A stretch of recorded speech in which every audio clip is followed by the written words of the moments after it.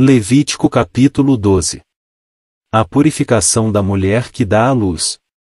O homem concebido e nascido em pecado.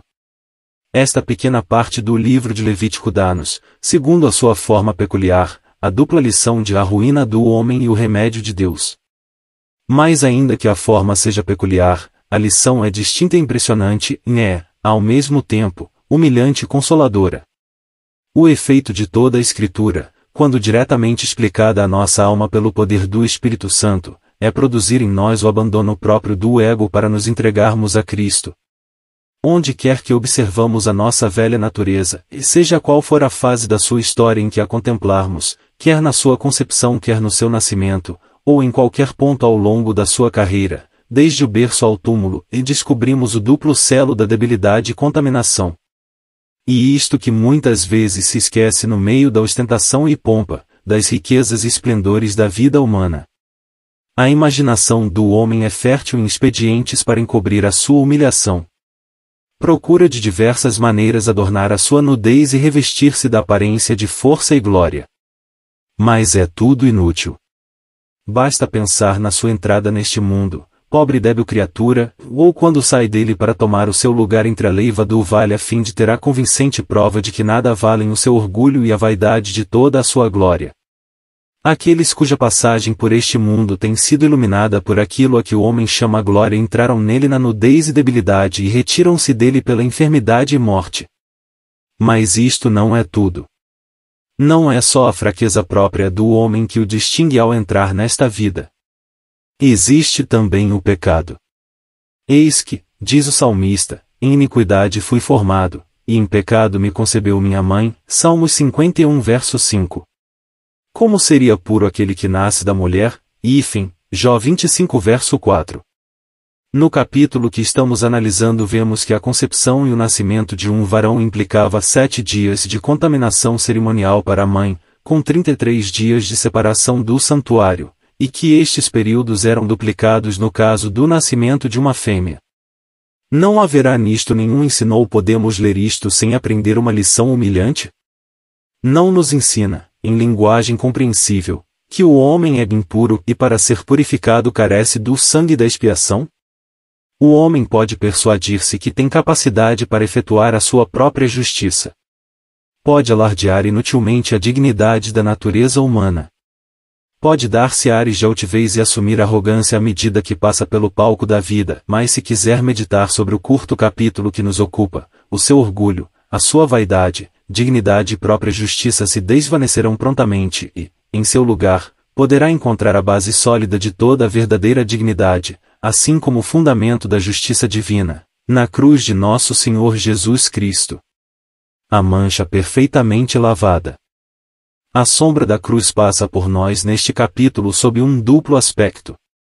Primeiro, na circuncisão do menino, pela qual ele se tornava membro do Israel de Deus. Segundo, no holocausto e na oferta de expiação do pecado, pelos quais a mãe era restabelecida de todas as influências de contaminação, e ficava apta outra vez para se aproximar do santuário e ter contato com as coisas santas. E, quando forem cumpridos os dias da sua purificação por filho ou por filha, trará um cordeiro de 1 ano por holocausto e um pombinho ou uma rola para expiação do pecado, diante da porta da tenda da congregação, ao sacerdote, o qual oferecerá perante o Senhor, e por ela fará propiciação, e será limpa do fluxo do seu sangue. Esta é a lei da que der à luz varão ou fêmea. Versículos 6 e 7. A morte de Cristo, nos seus dois aspectos, surge aqui diante dos nossos pensamentos, como a única coisa que podia satisfazer a necessidade de remover perfeitamente a mancha relacionada com o nascimento natural do homem. O holocausto representa a morte de Cristo segundo a apreciação divina, e a oferta de expiação do pecado, por outro lado, representa a morte de Cristo em relação com as necessidades do pecador. O sangue expiatório de Cristo está à disposição do mais humilde. Mas, se a sua mão não alcançar assaz para um cordeiro, então, tomará 2 rolas ou 2 pombinhos, um para o holocausto e outro para a expiação do pecado. Assim, o sacerdote por ela fará propiciação, e será limpa. Só o derramamento dar sangue podia dar purificação. A cruz é o único remédio para a enfermidade e impureza do homem. Onde quer que essa obra gloriosa é compreendida, pela fé, há perfeita purificação. Esta percepção pode ser débil, a fé pode ser vacilante, as experiências podem ser superficiais, mas o amigo deve lembrar-se, para gozo e conforto da sua alma, que não é a grandeza das suas experiências, e estabilidade da sua fé, ou o poder da sua compreensão que podem purificar, mas o valor divino, a eficácia imutável do sangue de Jesus. Isto proporciona muito descanso ao coração. O sacrifício da cruz é o mesmo para cada membro do Israel de Deus, qualquer que seja a sua categoria na Assembleia. As ternas considerações do Deus de misericórdia veem-se no fato que o sangue de uma rola era tão eficaz para o pobre como o sangue de um novilho para o rico. O pleno valor da obra expiatória era igualmente demonstrado e mantido nas duas ofertas. Se não fosse assim um israelita pobre, encontrando-se em qualquer dos casos em que a lei cerimonial o considerava imundo, e contemplando os grandes rebanhos de algum vizinho rico, poderia exclamar: ai de mim! Que fareis? Como poderei purificar-me?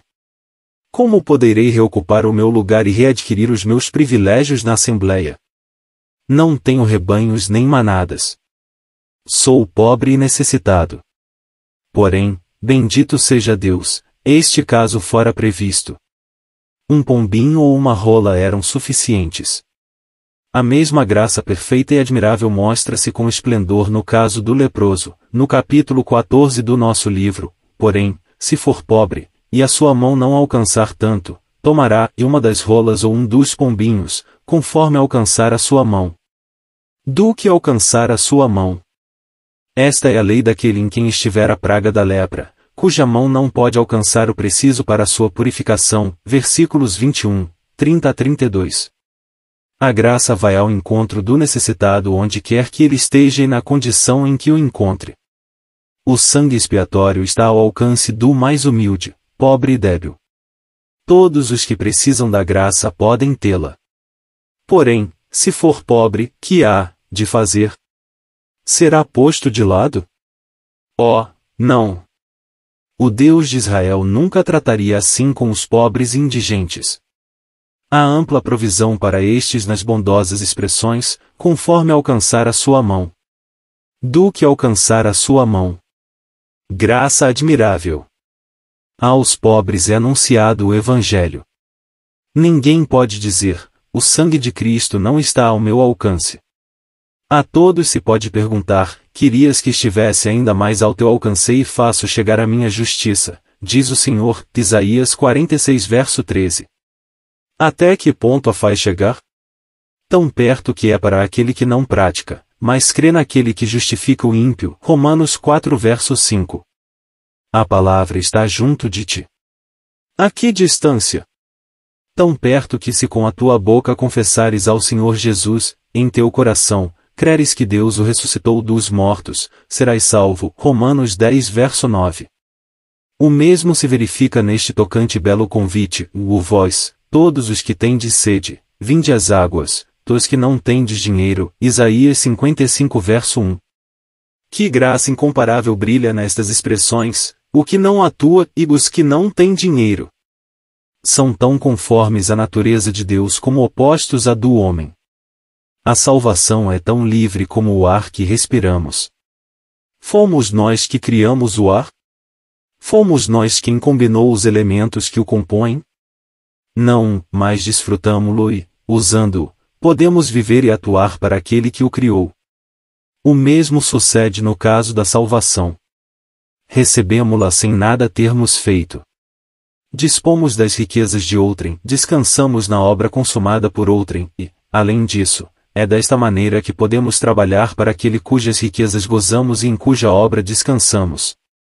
E um paradoxo do Evangelho inexplicável para o legalismo, mas admiravelmente claro para a fé. A graça divina deleita-se em prover as necessidades dos que não têm meios para as suprir. José e Maria eram pobres. Porém, encontramos ainda outra preciosa lição neste 12º capítulo de Levítico. Aqui, não só lemos da graça de Deus para com os pobres, mas, comparando os últimos versículos com Lucas 2 verso 24, descobrimos a assombrosa profundidade a que Deus baixou a fim de manifestar essa graça. Nosso Senhor Jesus Cristo, Deus manifestado em carne, o puro e imaculado Cordeiro, o Santo, que não conheceu pecado, foi nascido de mulher, e essa mulher é mistério admirável. Tendo conduzido em seu ventre dado à luz esse corpo puro, perfeito, santo e imaculado, teve de sujeitar-se ao cerimonial e cumprir os dias da sua purificação, segundo a lei de Moisés. E não só vemos a graça divina no fato de ela ter assim de purificar-se, mas também a maneira em que isto se cumpriu, e para darem a oferta segundo disposto na lei do Senhor, 1 par de rolas ou 2 pombinhos. Esta simples circunstância ensina-nos que os supostos pais de nosso Senhor Jesus eram tão pobres que foram forçados a usar a vantagem de graciosa provisão para os que não podiam dispor de um cordeiro para o holocausto. Que maravilha! O Senhor da Glória, o Deus Altíssimo, possuidor do céu e da terra.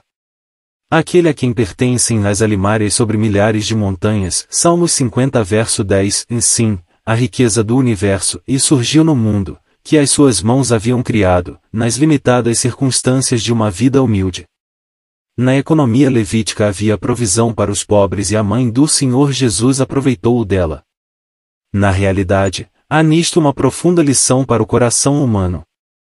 O Senhor Jesus não entrou neste mundo no meio dos grandes ou nobres. Foi essencialmente um homem pobre. Tomou o seu lugar no meio dos pobres.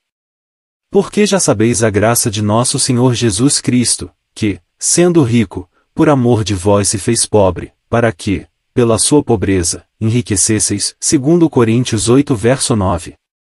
Que o nosso gozo seja sempre alimentarmo-nos desta preciosa graça de nosso Senhor Jesus Cristo, pela qual temos sido enriquecidos para o tempo presente e a eternidade. Ele se despojou de tudo que o amor pode dar para que nós fossemos cheios. Desnudou-se para que nós fossemos vestidos. Morreu para que nós pudéssemos viver. Na grandeza da sua graça desceu do alto da riqueza divina até a profundidade da pobreza humana a fim de que pudéssemos ser elevados da baixeza da nossa arruinada natureza para ocuparmos o nosso lugar entre os príncipes do seu povo, para sempre. Oh, que o sentimento desta graça, operando em nossos corações pelo poder do Espírito Santo, possa constranger-nos a uma rendição incondicional mais efetiva àquele a quem devemos a nossa presente e eterna felicidade, a vida, os nossos bens e tudo.